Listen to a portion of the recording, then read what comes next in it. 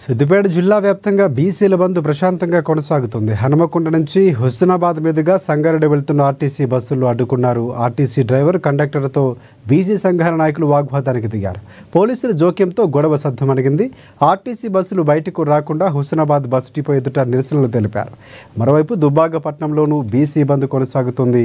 వ్యాపార వాణిజ్య విద్యా సంస్థలు సంపూర్ణ మద్దతును తెలియజేశాయి. అన్ని పార్టీలకు చెందిన నాయకులు ఉదయం నుంచే బస్ డిపో నుంచి బస్సులు వెళ్లకుండా అడ్డుకున్నారు. బీసీ రిజర్వేషన్లకు అన్ని పార్టీల నాయకులు మద్దతు ఇస్తున్నప్పటికీ చట్టసభల్లో ఆమోదం కల్పించకపోవడం సరైంది కాదన్నారు. రాజకీయంగా బీసీలు ఎదగడానికి ఉపయోగపడే 42% రిజర్వేషన్లు వెంటనే అమలు చేయాలని డిమాండ్ చేశారు. ఎలాంటి అవాంఛనీయ ఘటనలు చోటు చేసుకోకుండా పోలీసులు బందోబస్తును నిర్వహించారు.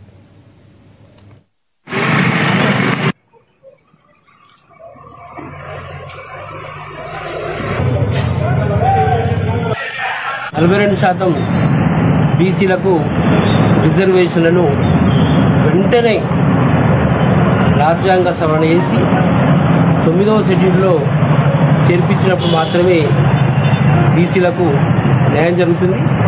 ఆ క్రమంలో కొన్ని ఈరోజు తెలంగాణ బంద్కు బీసీ సంఘాలకు పిలుపునిచ్చి ఆ క్రమంలో కూడా ప్రశాంతంగా ఇప్పుడు బంద్ కొనసాగుతున్నది. ఇప్పటికైనా కేంద్ర ప్రభుత్వం స్పందించాలి. ఈ రాష్ట్ర ప్రభుత్వం తను చేయవలసిన పని చేసింది. గవర్నర్ దగ్గరికి బిల్లును తయారు చేసి గవర్నర్ దగ్గరికి పంపింది. అదేవిధంగా మన రాష్ట్రపతి కూడా పంపించడం జరిగింది.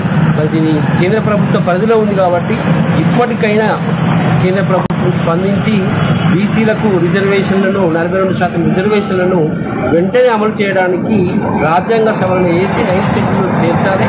లేకపోతే ఇది మనకు ఒక తెలంగాణ లోపల ఒక అనుభవం ఉన్నది. తెలంగాణ ప్రజలకు ఇది తెలంగాణ ఉద్యమం లోపల ఏ విధంగానైతే సకల జనుల సమ్మె జరిగిందో, ఏ విధంగా అయితే